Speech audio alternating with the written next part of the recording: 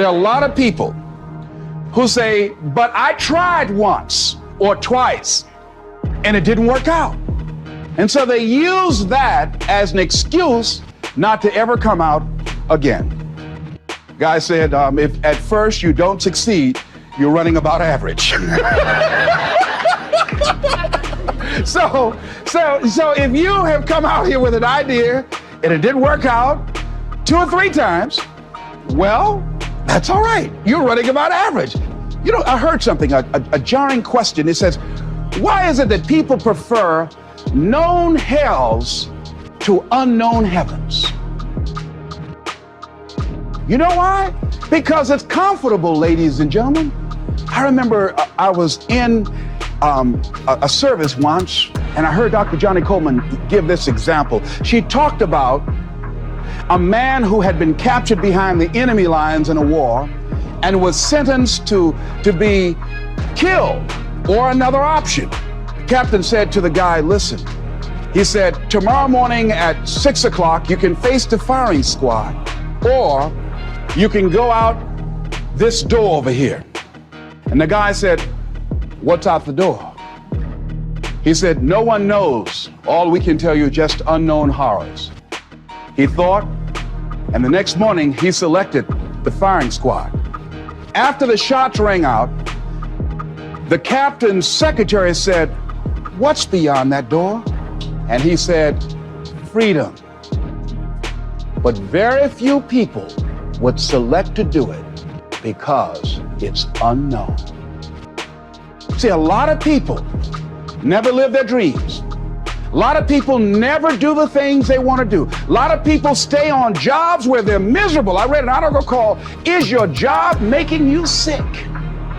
A lot of people, some of y'all know about that already here. So go on and say amen, it's all right. That one lady told me, she said, when I used to go to work, she said, when I stepped in the door, it felt like a refrigerator dropped on my shoulders. How many of y'all understand that kind of feeling? They were miserable, just hated to go after 60 minutes on Sunday afternoon. Or come Monday morning, my head used to throb. I just couldn't take it. Didn't want to go sometimes just for the heck of it. I just drive on by. Whew, I used to hate to go to work.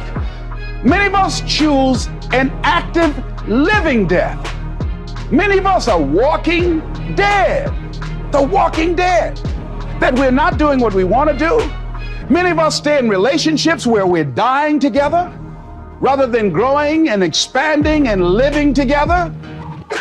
We're miserable, but because we don't have the courage to see ourselves beyond that relationship that has turned toxic, we go through life living dead people. And you can always tell couples that have been together for a little while. Go in a restaurant, the ones sitting side by side, giggling and talking to each other, feeding each other with their fork and spoon, they just got together for 1 week. You see them in the car, they're sitting all up each other, hugging and smoking. Oh, they've been together about 3 days, all right? But if you see people sitting in a restaurant, see a couple, and they're sitting in front of each other. Takes so long for this food, I wonder when they're gonna hurry up. Those are the married ones. Oh, but what if I know people have been married for years, living in 2 separate rooms, sleeping in 2 separate beds? Well, it's cheaper to keep it. Not necessarily. It's according to the price you want to pay. See, the price of peace of mind, the price of living the truth, of being honest with yourself and say, wait a minute, it's got to be more than this. So you've got to decide, wait.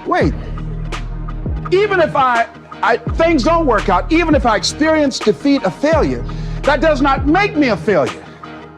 It's a difference between failing and being a failure. If things don't work out, if you don't produce the results you want, that's all. But don't confuse who you are with the results that you produce. Now, a lot of people say, I'm going to live my life one day when things get right.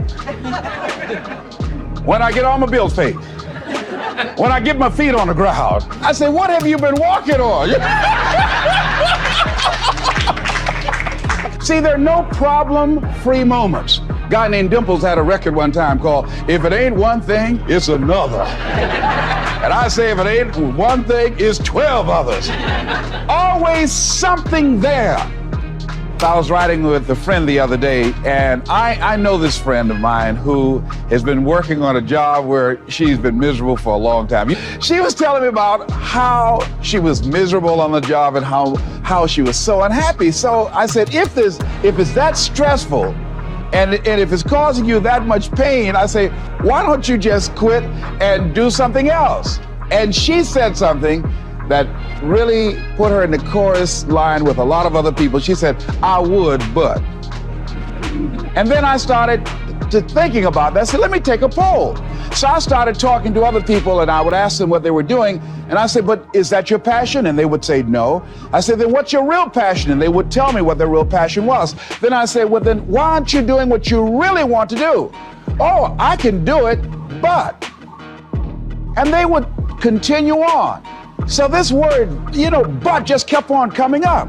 And then it also has some friends like woulda and coulda and shoulda. And one day I'm gonna have my own business. Those people who talk about one day I'm gonna. Some of y'all know some of those one day I'm gonna people. Raise your hand. Some of you get up in the morning and look in the mirror at that person. I just tease, all right? So how is it that many times we block ourselves and we use these words almost like we're in a trance, like we're sleepwalking through life, that we find ways to cancel out our dreams? And I think that but is a dream killer. That a lot of things that we want to do, a lot of places we would like to go, a lot of things we would like to experience, and we just stop at but, and we build a case. In fact, I was reading something the other day that talked about but. It says, but is an argument for our limitations. And when we argue for our limitations, we get to keep them. See, but will cause you to procrastinate. But will cause you to hide out behind fear. But will cause you to come up with all type of excuses that you can validate your inaction and not acting on your dream. And right now, more than ever, people need to look for ways to live their dream. People need to look for ways to make it on their own. There is no such thing as job security. There's no such thing as a storm-proof or tragic-proof life. There are no guarantees today, ladies and gentlemen. The illusion is gone. There was a time when we graduated from high school, you're told, go to college and get out, and you go and work for a corporation for 30 or 40 years, give your gold watch, and you'll retire. Special announcement, that day is gone. That day is gone, never to return again. I used to be a state legislator in Columbus, Ohio. And I remember once I was going to introduce some legislation on the floor, and after getting that legislation passed, a guy came up behind me, and he had some legislation that I opposed him on that.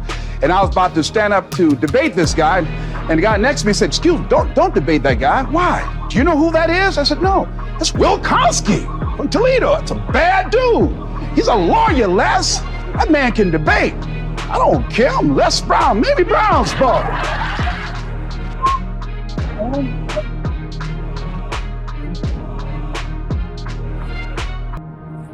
I raised my hand, Mr. Speaker. He said, the gentleman from the 29th House District? I said, yes, sir. To tell the gentleman I'd like to take him on. Challenge him on this legislation. He said, Wilkowski said, I would more than like to, Mr. Speaker. Everybody would say, whoa. I asked him some questions. He responded. I say, I wonder why I asked that man that question. Wilkowski wore me out. I mean, I was so embarrassed, I just limped back to my room with my yes, I can attitude. However, here's what I learned. When you win, see, if I win a debate, I win because of what I know. When I lose because what I don't know. So I had to check out, what is it that I did not know? I wasn't prepared. I did not do enough research. I did not do my homework. So he handled me like he wanted to. So I came back again. I waited on some other legislation, did my homework, but he was more than able to take me out again. But pretty soon, each time it would become a little bit more difficult and a little bit more difficult. And the older guy say, would you argue in behalf of this legislation for me? I said, sure. I started volunteering to do work in the legislative committees for the older guys. I said, absolutely. And the more I did it, the better I became. And then people began to start respecting me. And when I would ask and say, Mr. Speaker, I'd like to speak on that bill, some guys' lips start trembling and stuff like, Jimmy, wait a minute, is there anything wrong? Do we have a problem here?